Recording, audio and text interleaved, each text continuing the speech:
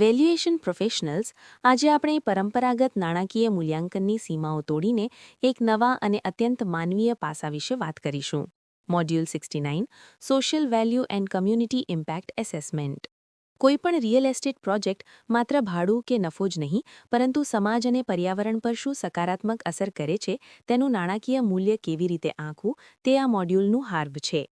એક senior valuer તરીકે તમારે પ્રોજેક્ટને કારણે થતા અદૃશ્ય ફાયદાઓને ફાઇનાન્શિયલ પ્રોક્સીઝ દ્વારા આંકડાઓમાં પરિવર્તિત કરવાની ક્ષમતા કેળવવી પડશે. 1. Conceptual foundation. એસઆરઓઆઈ અને પ્રભાવનું માપન. Core concept. એસઆરઓઆઈ એ એક સિદ્ધાંત આધારિત પદ્ધતિ છે. તેનું મુખ્ય સૂત્ર છે રોકાણ કરેલા દરેક રૂપિયા એક સામે સમાજને કેટલા રૂપિયાનું સામાજિક મૂલ્ય પાછું મળ્યું. એવોલ્યુશન.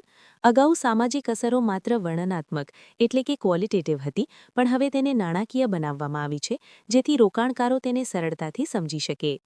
Judgement shaping. વેલ્યુઅરે અહીં ડેડ વેઇટ અને એટ્રીબ્યુશનને બાદ કરીને ચોખ્ખું સામાજિક મૂલ્ય નક્કી કરવાનું હોય છે. 2. લીગલ, રેગ્યુલેટરી અને સ્ટેન્ડર્ડ લિંકેજ. ભારતમાં કંપનીઝ એક્ટ 2013 સેક્શન 135 સીએસઆર પ્રવૃત્તિઓ માટે અને સેબી બીઆરએસઆર લિસ્ટેડ કંપનીઓના સામાજિક ડિસ્ક્લોઝર માટે જવાબદાર છે. આંતરરાષ્ટ્રીય સ્તરે સોશિયલ વેલ્યુ સ્ટેન્ડર્ડ્સના 7 મુખ્ય સિદ્ધાંતો આ પ્રક્રિયાને દિશા આપે છે. IVS 104 મુજબ સામાજિક મૂલ્યને ઘણીવાર પબ્લિક બેનિફિટ વેલ્યુ તરીકે જોવામાં આવે છે. જો કોઈ પ્રોજેક્ટ તેની સામાજિક અસર સાબિત ન કરી શકે તો તેને ગ્રીન બોન્ડ્સ અથવા સરકારી ગ્રાન્ટ મેળવવામાં મુશ્કેલી પડી શકે છે. 3. માર્કેટ ઇન્ટેલિજન્સ અને રિસર્ચર ટ્રેપ્સ. Impact washing. પ્રોજેક્ટની અસરને અતિશયોક્તિભરી બતાવવી એ ગંભીર જોખમ છે. વેલ્યુઅરે ઇમ્પેક્ટ મેપનો ઉપયોગ કરીને વાસ્તવિક ડેટા વેરીફાઈ કરવો જોઈએ. Behavioural bias. કન્ફર્મેશન બાયસથી બચો. પ્રોજેક્ટના સારા પાસાઓની સાથે નકારાત્મક અસરો જેમ કે વિસ્થાપનને પણ ધ્યાનમાં લો. Researcher trap. ફાઇનાન્શિયલ પ્રોક્સીઝની ખોટી પસંદગી. ઉદાહરણ તરીકે, સ્થાનિક બગીચાના ફાયદા માપવા માટે માત્ર એન્ટ્રી ફી ન જોતા તાજી હવાને કારણે સ્વાસ્થ્ય ખર્ચમાં થયેલી બચતને પ્રોક્સી તરીકે લેવી જોઈએ. 4. Financial logic. SROI ratio. નાણાકીય ગણતરી માટેનું સૂત્ર નીચે મુજબ છે. Outcome versus output. 100 લોકોએ તાલીમ લીધી તે આઉટપુટ છે, પણ તેમાંથી 80ને નોકરી મળી અને તેમની આવક વધી તે સાચું આઉટકમ છે. અઝમ્પશન્સ.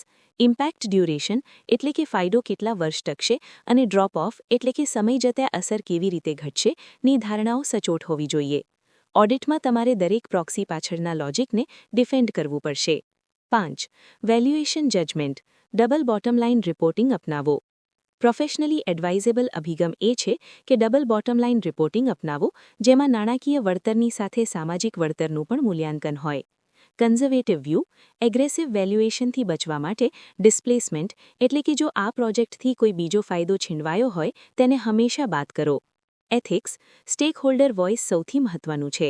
વેલ્યુઅરે માત્ર ઓફિસમાં બેસીને નહીં, પણ જે લોકો પર અસર થવાની છે તેમની સાથે સીધી વાત કરીને ડેટા વેરીફાઈ કરવો જોઈએ. 6. Practical office scenario. Scenario Indian context. નવી ટાઉનશીપમાં હેલ્થ ક્લિનિકના માત્ર બાંધકામ ખર્ચને ન જોતા ક્લિનિકને કારણે સ્થાનિક લોકોના માંદગીના દિવસોમાં થયેલો ઘટાડો અને તેમની બચેલી મજૂરી એટલે કે અર્નિંગ્સને પ્રોક્સી તરીકે વાપરીને એસઆરઓઆઈ નક્કી કરવો જોઈએ. Scenario global context. યુકેમાં એફોર્ડેબલ હાઉસિંગ પ્રોજેક્ટ્સ માટે વેલ્યુઅર્સ એ સાબિત કરે છે કે પ્રોજેક્ટથી ગુનેગારી ઘટશે અને સરકારી પોલીસ ખર્ચમાં બચત થશે, જેના આધારે ટેન્ડરમાં અગ્રતા મળે છે. 7. રેડ ફ્લેગ્સ અને લિટિગેશન રિસ્ક. Over claiming. પ્રોજેક્ટની 100% અસર પોતાની જ ગણવી એટલે કે એટ્રીબ્યુશનની ભૂલ કરવી. જો સરકારી યોજનાનો પણ ફાળો હોય તો તે હિસ્સો બાદ કરવો જોઈએ. Ignoring negative outcomes. પ્રદૂષણ કે સ્વાસ્થ્ય બગાડને નેગેટિવ વેલ્યુ તરીકે દર્શાવવું અનિવાર્ય છે.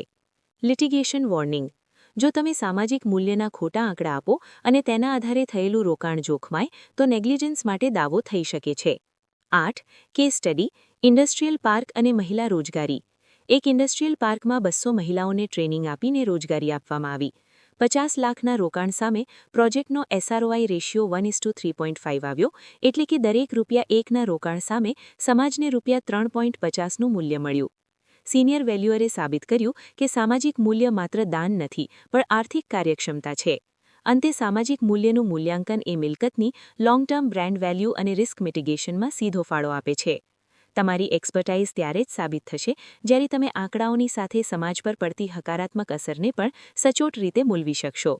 શું તમે ઈચ્છો છો કે હું તમારા આગામી CSR પ્રોજેક્ટ માટે SROI ઇમ્પેક્ટ મેપ અને ફાઇનાન્શિયલ પ્રોક્સી ડેટાબેઝ તૈયાર કરી આપું?